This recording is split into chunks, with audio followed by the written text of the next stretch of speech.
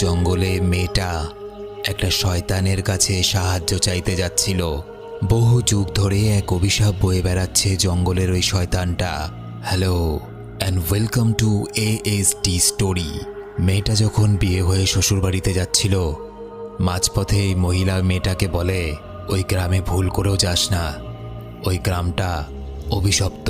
ওই গ্রামটা যেখানে সেই জঙ্গলের ভেতরের আম গাছের আম খাওয়া বারণ ছিল, কিন্তু লোকটা ভুল করে সেই আম খেয়ে ফেলে।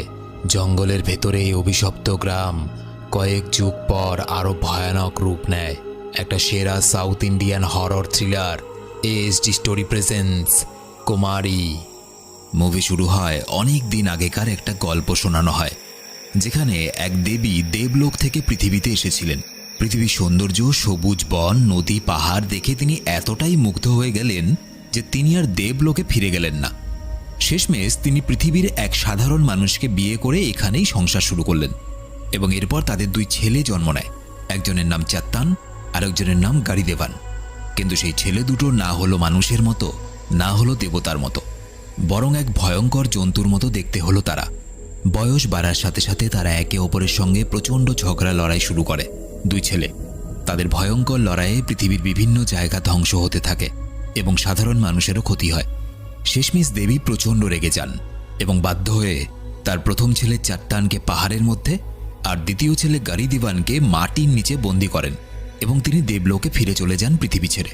এরপর ধীরে ধীরে মানুষ বুঝতে শুরু করে যে এই দুটো সন্তানই, অর্থাৎ চাত্তান এবং গাড়িদেবান, দুজনেই ভীষণ শক্তিশালী এবং মানুষ অর্থের লোভে বা কেউ কেউ ভয় পেয়ে গাড়িদেবান এবং চাত্তানের পুজো করতে শুরু করেন।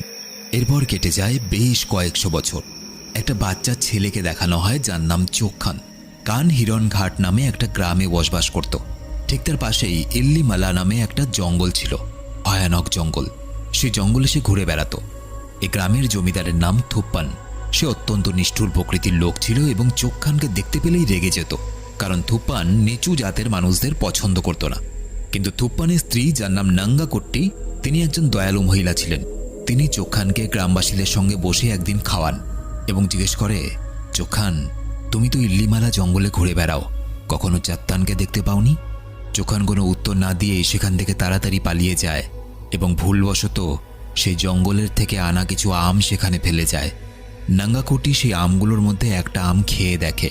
আসলে যেহেতু চাট্টান ওই ইল্লিমালা জঙ্গলের একটা গুহাতে বসবাস করত, সুতরাং কেউ যদি সেই গুহাতে যায়